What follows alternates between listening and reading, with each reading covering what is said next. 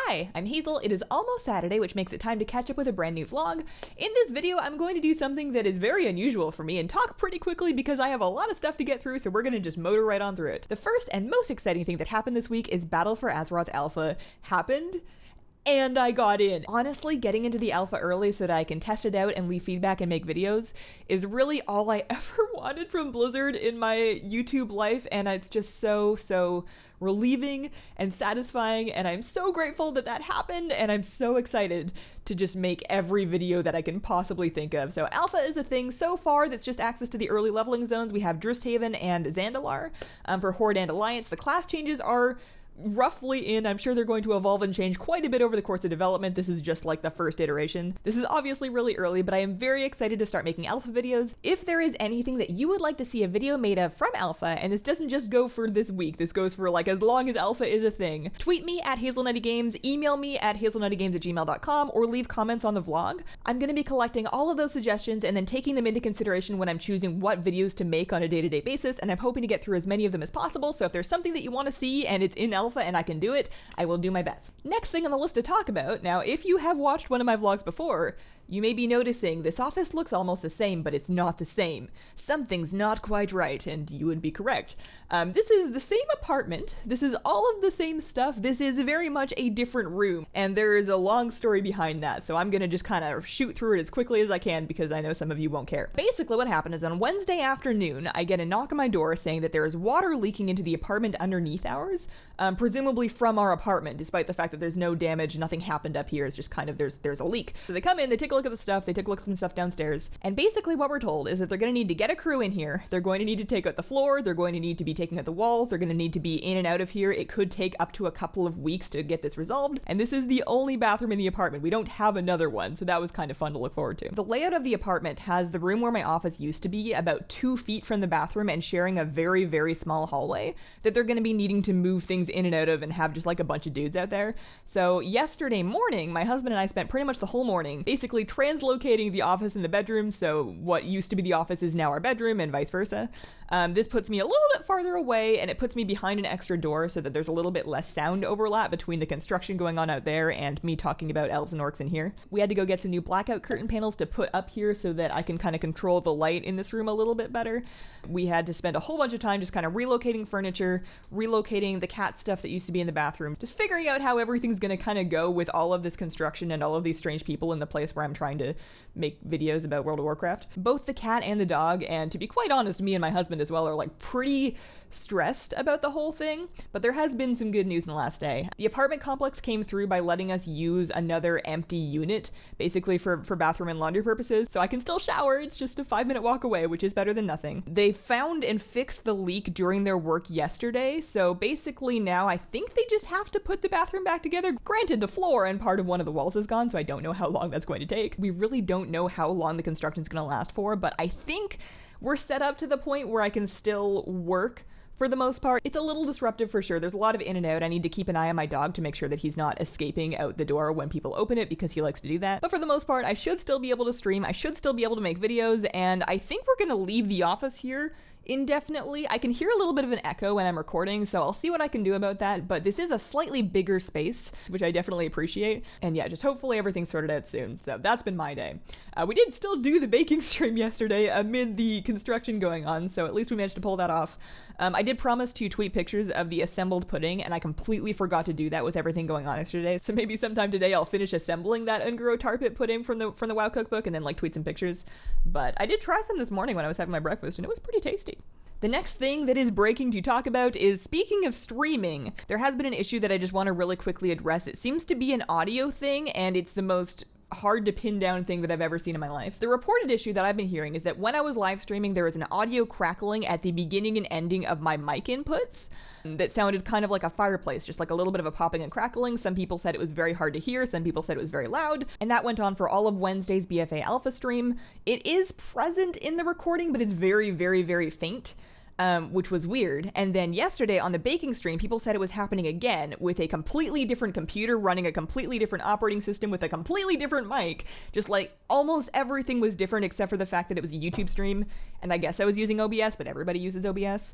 and I was not able to recreate the issue with recording. So my current theory is that it's a bizarre niche issue with YouTube encoding. I've contacted their support. Hopefully that's something that gets resolved soon, but for now, I don't know what else to do. I'm just going to keep streaming. For most of some people, it seems to be not that much of an issue, and it doesn't seem to heavily affect the VOD, so we're just going to move on and hope that things get better. On the bright side, I think I can safely say that it is not this microphone, which is a huge relief because I paid a lot of money for this thing. Another thing that happened this week that was not something breaking, shout out to Wild Bangarang for sending me 2 pairs of brand new Warcraft leggings. They were concerned about the manufacturing issues that I had in my last ones that I used in my review video, the stitching and the pattern lineup.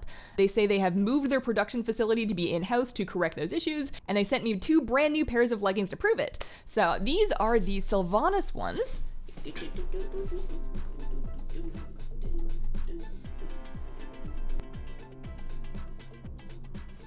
And they also sent the Xavius ones, which you can see on yesterday's baking stream VOD once I put that up. So that was very cool of them. The issues do seem to be largely corrected, so if that was the thing keeping you on the fence about the leggings, I would say just go for it. You know, I like mine a lot. Questions from this week, and we do have a couple of them this time, so I'm gonna try not to go off on too many huge tangents. Omar says, hi, I have a question that I think you could answer. How do you manage to stay in one faction and not get tempted to play the other one?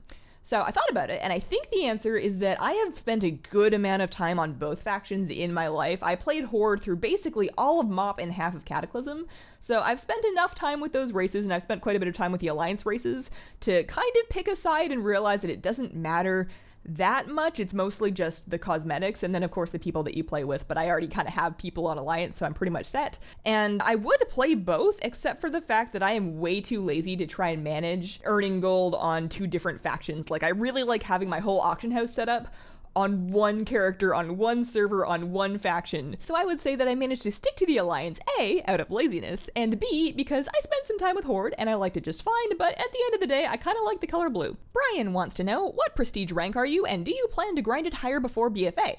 So I actually logged on to check because I didn't remember. My Resto Druid, which is my PvP character, which I have not spent a lot of time on Legion, is Prestige rank 4. I recently got my very first Prestige mount, and I was like, wow, that took me a really long time. And then I think my Gnome Shadow Priest is Prestige 2 or something, just from doing the PvP world quests.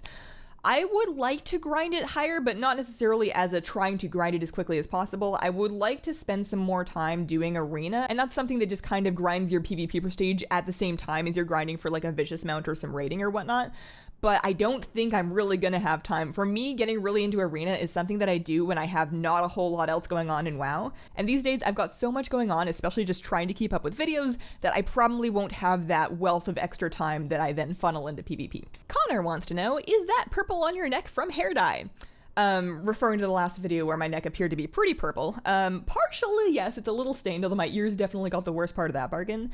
But I would say it's more just the light coming through and then like going through my hair onto my neck, and then just the way that the camera picks that up with the lights. I think it's just kind of like a recording thing. Chelsea wants to know, what app are you using on your iPad to create your emotes?